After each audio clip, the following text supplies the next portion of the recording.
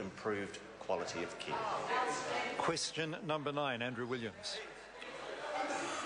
Mr Speaker, to the Minister of Veterans Affairs, what progress has been made by the Government to implement the recommendations in the Law Commission report, A New Support Scheme for Veterans, a report on the review of the War Pensions Act 1954, published 1 June 2010? Mr Speaker, The Honourable Nathan Guy. the Government is indeed making good progress. The Law Commission took 3 years to produce the report with 170 recommendations. Many of them were complex and included replacing the Act with new legislation and making significant other changes. The Law Commission did not cost its recommendations and advised that the Government obtain rigorous costings before making decisions. This work has now been completed and I intend taking the proposals to Cabinet shortly. Andrew Williams. Supplementary.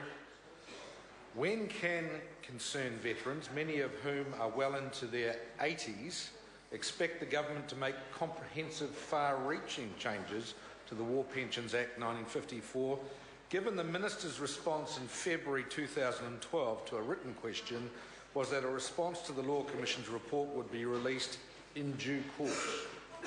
The Honourable Nathan Guy. Well, Mr Speaker, if the member was listening to the answer of the primary question, I said that we've completed the progress so far in terms of the 100... Point of order, Andrew Williams. My question included the words to make comprehensive, far-reaching. Those were the two specific words asking for when would the Minister make comprehensive, far-reaching. The Minister has not outlined any comprehensive, far-reaching. Order.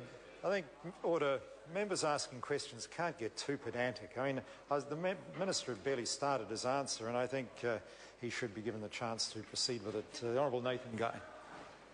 Thank you, Mr Speaker. As I was outlining to the House in my primary answer, this is a very detailed report, 170 recommendations, taken some time to work through the dozen or so government departments. It's now at a stage where I'm going to be taking some of these proposals through to Cabinet in the next few months. Andrew Williams. Supplementary. What does he say to the thousands of elderly war veterans with ailments from their time of service who are anxiously waiting for the Government to give them a fair go 2 years to the day after the report was released on 1 June 2010? The Honourable Nathan Guy.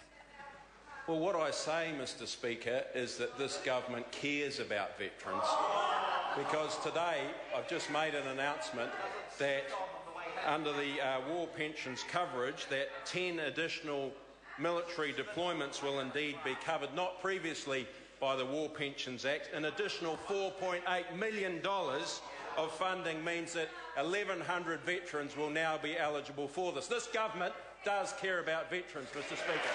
Andrew Williams.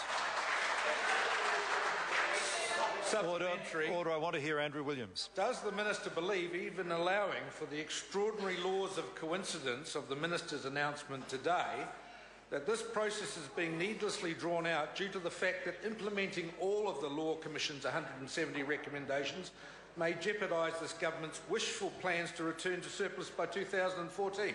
The Honourable Nathan Guy. I reject that assertion, Mr Speaker. If that member had done his homework, he would have seen that the 10 additional military deployments that are now going to be covered was in the budget of 2012.